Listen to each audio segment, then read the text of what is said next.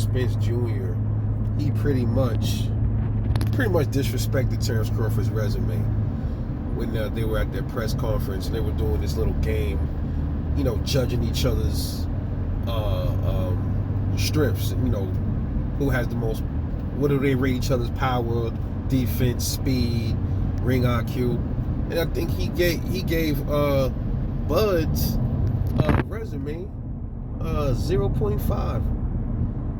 And what's that telling me, man? That's telling me, a lot of the Spence fans are hyped up over it. They're like, oh shit, he don't respect Bud, he don't respect him.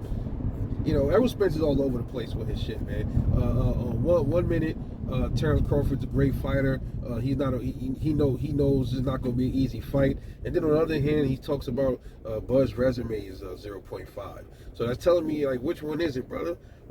And then also, he was having a hard time saying, when they was bringing it up, he was having a hard time. Hey, I don't remember what word it was, man. I tried to think about it real quick. I couldn't even remember what word it was.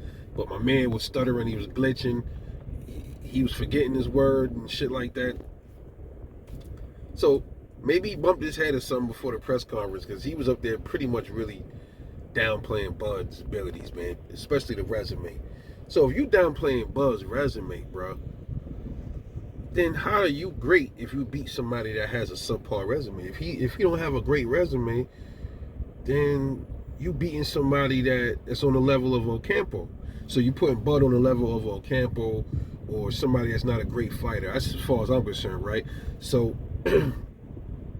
it also tells me this, because when you hear what Terence Crawford's answers were versus Errol Spence, Bud was pretty much praising, giving Errol his props, and the fans of Spence is gonna look at it like Bud is scared. That's what they're gonna take from that. No, it's just Bud ain't sleeping on him. Bud said he gonna hurt him, but Bud also realized, bro, you can't sleep on a person that you plan on beating the fuck up. You can't. You know what I mean? Name one person that goes into a fight, if you're in your right mind, you know what I'm saying, goes into a fight and underestimates the person. You know what I mean? You always take everybody serious that you're gonna go up against, man. You know what I mean? Even if you think it's easy work, even if you think you're gonna hurt him, you're gonna break his face or whatever it is, you don't do that, because that's a recipe for disaster. And Errol Spence is in trouble. And I'm telling y'all, he is. Especially after hearing that, he's in trouble, dude. What that telling me is he feel like he probably don't gotta train as hard, because he think Bud is easy work. He don't really believe in Bud's power, which is definitely a big mistake. And it's also telling me he feel like he don't have to really be on pins and needles in that ring with Bud. So I'm getting the impression, if he's serious about what he was saying, that he's gonna go in there and try to bulldoze Terence Crawford, meaning he's not gonna respect his power, meaning he doesn't care if he get hit by Bud.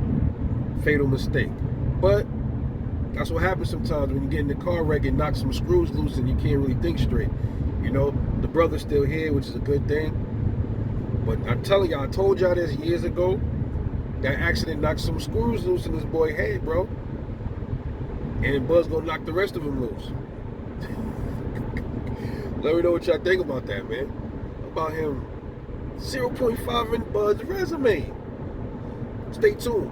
Because we're gonna talk about the Errol Spence 6. Yeah, that's the next video coming up. Errol Spence, his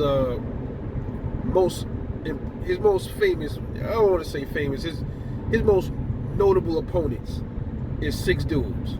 Bob Peterson, Mikey Garcia, Danny Garcia, Sean Porter, Kell Brook, Gordina Zoo guys.